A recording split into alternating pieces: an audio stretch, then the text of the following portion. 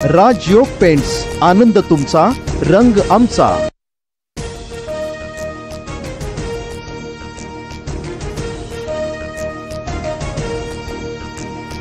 हरकतींसाठी 21 दिवसांचा वेळ द्या, नाहीतर निवडणूक रद्द करा। मतदार याद्यांमधील घोळाबाबत ठाकरे बंधूंचं निवडणूक आयोगाला पत्र। हरकतीसाठी फक्त 8 दिवस देण्यावर ठाकरे बंधूंना आक्षेप। ज्यांच्या मागे तुम्ही घरंगळत जाताय तेच लोक उद्या तुमच्या नरडीला नख लावतील। स्वायत्ततेची शक्ती काय असते ही सत्ताधाऱ्यांना दाखवा। राज ठाकरे उद्धव ठाकरेंचं निवडणूक आयोगाला पत्र। मतदार यादी सुधारणा न झाल्यास कठोर पावलं उचलणार। विरोधकांनंतर आता भाजपा प्रदेशाध्यक्षांकडून नाराजी व्यक्त। अंबरनाथमधील मतदार याद्यांमध्ये मोठ्या प्रमाणात गोंधळ झाल्याचा आरोप। माझ्या एका सहकार्याची आज उणीव भासते। परळीमधल्या प्रचार सभेत धनंजय मुंडेंनी काढली वाल्मिक कराडची आठवण। हत्येतील मुख्य आरोपीचा मुंडेंना कळवळा का? चर्चांना उधाण। धनंजय मुंडेंसारखा नीच माणूस पृथ्वीवर असू शकत नाही। मुंडेंना कराडचा कळवळा आल्यानंतर जरांगेंचा हल्लाबोल। आता तरी अजित पवारांनी डोळे उघडावेत, जरांगेंचा सल्ला। आरोप झाल्यानंतर अनेकदा संबंध नसलेली व्यक्ती सुद्धा भरडली जाते। धनंजय मुंडेंच्या बदनामीबद्दल पंकजा मुंडेंकडून खंत व्यक्त। गव्हाबरोबर किडेही रगडले जातात असं विधान। मंत्री पंकजा मुंडेंचा पीए अनंत गर्जेला 27 तारखेपर्यंत कोठडी। पत्नीच्या आत्महत्येला कारणीभूत असल्याचा ठपका।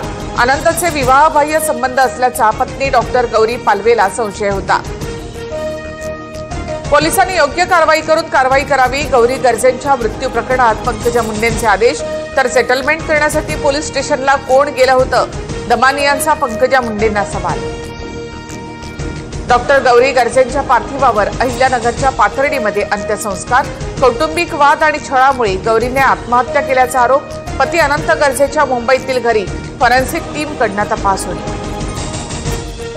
ज्येष्ठ अभिनेते धर्मेंद्र काळाच्या पडद्याआड वयाच्या 89व्या वर्षी घेतला अखेरचा श्वास। विलेपार्ले येथील स्मशानभूमीत धर्मेंद्र यांच्या पार्थिवावर अंत्यसंस्कार। धर्मेंद्र यांचा पार्थिव पंचतत्वात विलीन। धर्मेंद्रजींच्या निधनाने भारतीय चित्रपटसृष्टीमधील एका युगाचा अंत। एक असाधारण अभिनेता आपल्यातून गेल्याचं दुःख होतंय। पंतप्रधान मोदींकडून ट्विट करत श्रद्धांजली। धर्मेंद्र यांनी साकारलेल्या भूमिका कायम स्मरणात राहतील। त्यांच्या भूमिका आजही रसिक मनावर अधिराज्य गाजवतायत। धरमबाजींना भावपूर्ण श्रद्धांजली असं म्हणत शरद पवारांचं ट्विट। किम्यांची एक्झिट चटका लावणारी, चित्रपटसृष्टीचा सुवर्णकाळ गाजवणारा लखलखता तारा निखळला। मुख्यमंत्री देवेंद्र फडणवीसांकडून धर्मेंद्र यांना श्रद्धांजली, तर दोन्ही उपमुख्यमंत्र्यांकडून देखील दुःख व्यक्त। नागपूरच्या सावनेरमध्ये महिलेनं भाजप आमदार आशिष देशमुख यांच्यासमोर मांडली व्यथा। माझा मुलगा हरवला असं म्हणत महिलेचा आक्रोश। म्हणणं न ऐकताच आशिष देशमुखांनी काढता पाय घेतला। राज ठाकरे अविनाश जाधवांना शिवीगाळ करणारा ठाण्यातला परप्रांतीय रिक्षाचालक अटकेत। कारवाईनंतर माफी मागितली। यहा भैयाओं का राज चलता है असं म्हणत केली होती दादागिरी। बुलडाण्यामध्ये ठेकेदाराच्या हलगर्जीपणामुळे पाण्याची टाकी रेल्वे रुळावर कोसळली। खामगाव जलम रेल्वे सेवा अनिश्चित काळासाठी ठप्प। पाडकाम करताना टाकी विरुद्ध दिशेला कोसळल्यानं परिणाम।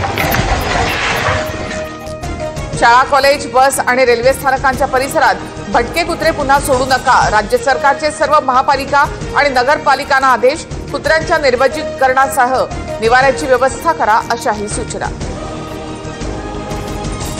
जस्टिस सूर्यकांत देशाचे 53वे सरन्यायाधीश। राष्ट्रपती द्रौपदी मुर्मू यांनी दिली पद आणि गोपनीयतेची शपथ। 14 महिन्यांचा कार्यकाळ असेल। शपथविधीवेळी माजी सरन्यायाधीश गवईंसोबत सूर्यकांत यांची गळाभेट। दक्षिण आफ्रिकेच्या अचूक गोलंदाजीसमोर टीम इंडियाचे फलंदाज अपयशी। टीम इंडियाचा पहिला डाव 201 धावांवर आटोपला। दक्षिण आफ्रिकेकडे 314 धावांची आघाडी।